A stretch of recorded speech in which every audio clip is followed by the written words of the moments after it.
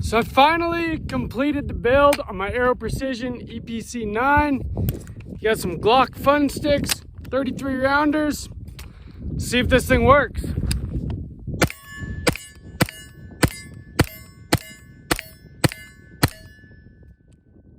Looks like it does. Welcome back to Sawtooth Tactical. She's alive, baby. So, if you guys have been following the channel, you know that I've been doing a build series on Aero Precision EPC-9. This is a 9mm pistol caliber carbine AR-9 build that I built from stripped lower, stripped upper receivers, installed every part myself. My first true AR build. Whereas these other ones, I've changed out all the parts and learned all that stuff as I went along. With this one, I actually built it from the ground up, from stripped receivers, and learned even more. And I'm very excited. If you couldn't tell from the intro, I finally got it out to the range, and it ran perfectly. So let's get into that. But first, I want to thank everyone that's subscribed to the channel. You guys are amazing.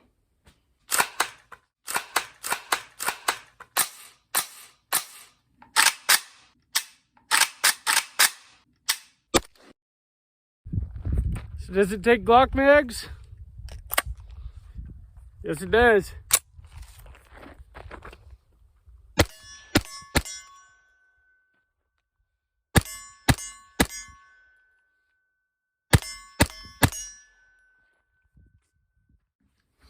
So, as you can see, this thing runs good.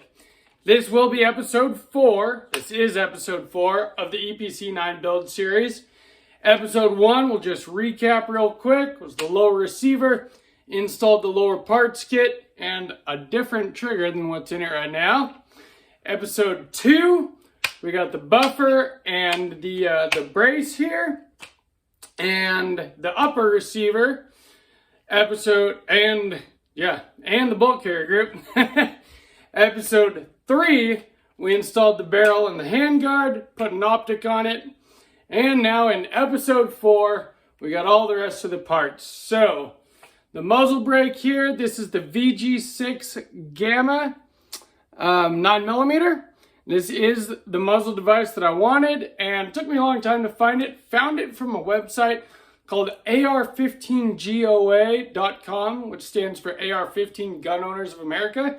It's a site I'd never ordered from in the past, but they were the only place that had these in stock, and it shipped out really fast. I got it within a few days, so I was very happy with them. I also changed out the trigger, as you can see. I had an old mil-spec trigger in there that I'd pulled out of this AR-15 a long time ago. But what it was Palmetto State Armory's EPT, Enhanced Polish Trigger. And it's a mil-spec trigger, but it's really heavy. And I wanted a nice trigger in this thing. What I went with was the Rise Armament RAVE PCC trigger. It is a trigger specifically built for pistol caliber carbines or AR-9s. Has a little bit different hammer geometry. 3.5 pound trigger pull, which honestly feels to me like closer to a 2.5 pound trigger pull. Check this thing out. So, no take up whatsoever. It's right at the wall. And that is the entire travel of the trigger. And it really does break like glass. Here's the reset. Extremely short audible reset. Very crisp, very short break. And it's really light. And it's perfect for this thing. And I really noticed how good this trigger was when I had it out at the range. It's fantastic. And it really helped me notice everything else about this while I was shooting it. One thing I really noticed was the recoil impulse of this 9mm AR is very different from the recoil impulse of, say, any of my 5.56 ARs. It's very, very light recoiling. And I'd heard in the past that could be the opposite, that 9mm ARs sometimes recoil as much or even more than a 5.56 AR because you have a much heavier bolt group reciprocating inside the thing. But I think the muzzle brake here, combined with 9mm, which is not nearly as powerful around as 5.56 is, obviously, even with the heavier bolt carrier in there, this thing has such a light recoil impulse. It's very, very manageable. You'll see from the shooting footage in this video, the recoil is minimal at most. Unfortunately, I did lose a bunch of the shooting footage from my range trip with this, testing it out. I had a little bit of a technical difficulty or user error where I was out in the bright sunlight, couldn't really see my camera, and I was turning the camera off, filming my shooting, and then turning it back on while I moved it around to wherever I was going next. And so I got a bunch of footage of me checking out the camera, setting it up, and lost a bunch of the footage of actually shooting the gun, unfortunately. But we did get some decent footage in there, and that is in this video that you guys are watching right now. So I hope you enjoy it, and you can see how well this thing shoots. It had 0 malfunctions, everything ran perfectly, 100% reliable. I haven't ran any hollow points through it yet. I've only ran ball ammo. It's the PMC Bronze 115 grain 9mm is what I was shooting. And I just ran 50 rounds through it, and the 50 rounds ran perfectly. We'll probably take it out again next weekend and get some more. I was also filming the other video for this LPVO that came out on Tuesday. This video is out on Friday, so I hope you guys watch that video as well. Let's go up close real quick and take a look at this thing. So, maybe it's just because it's like my kid, but I think this thing is absolutely gorgeous. I'm very happy with the way it turned out. I am impressed with Aero Precision's parts for the price point that you get them at. I think they're really good. Fit and finish is fantastic. Everything's in spec. Everything went together very easily. And in fact, the way that the lower is designed, some things are even easier than they are with other things. The fact that this has a threaded bolt through it instead of just a roll pin, that makes that a lot easier. There's just a lot of things about it that make this build pretty easy. It's also, you can't see it underneath here, but your detent for the rear takedown pin is, there's a set screw that holds that in, makes the whole thing easier to get in. It's really nice. But we've already gone over most of this build so far in episodes 1, 2, and 3.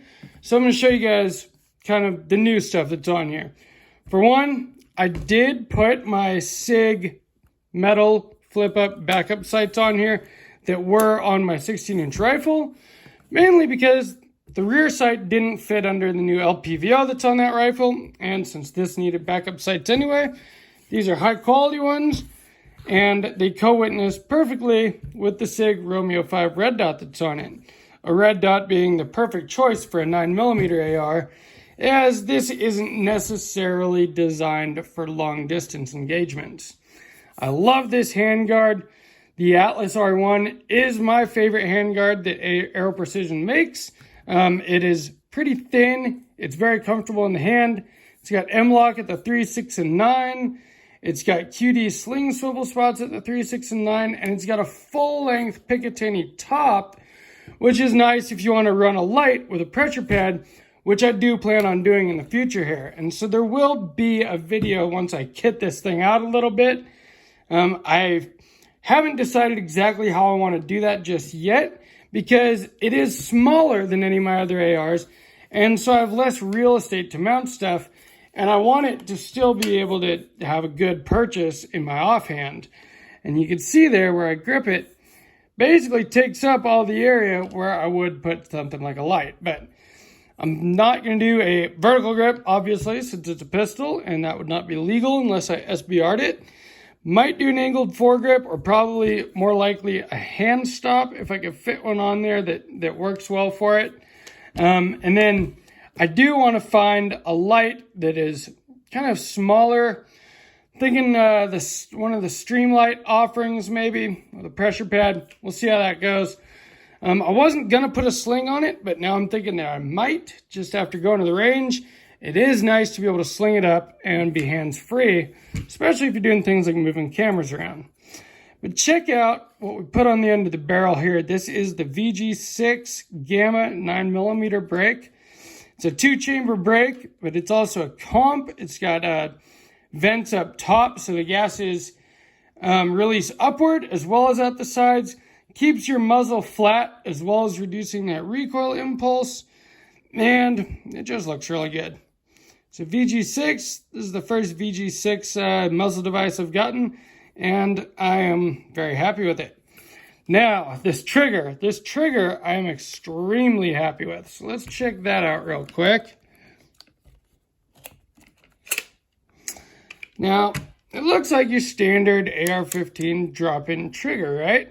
And that's exactly what it is. It's a drop-in trigger, but it is designed specifically for pistol caliber carbines.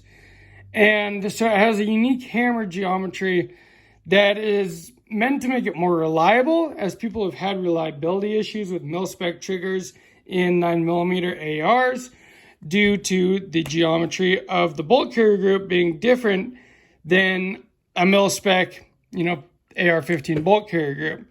It's also made to just be able to handle the more violent recoil impulse you get from a direct blowback system versus, a gas-operated lockup system.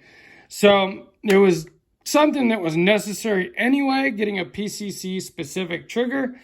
So I figured I might as well get a good one. It did come with the anti-rotation pins. Actually, they're anti-walk pins, not anti-rotation. The pins can still rotate just fine. But there are hollow pins that go through here that are threaded, and then you just screw those little screws in on either side, tighten them down, and those pins can't walk out on you while you're shooting, which is very nice. And like I said, the trigger on this thing is just fantastic. Let's look at that one more time. Just extremely short travel. And it's super light. I love this trigger. And that combined with the really light recoil impulse of this 9mm AR just made it a joy to shoot. So I'm very happy with this thing so far. This is the first AR that I've built from just stripped receivers. And today is the first day I've shot it, and it seems to be running absolutely perfectly.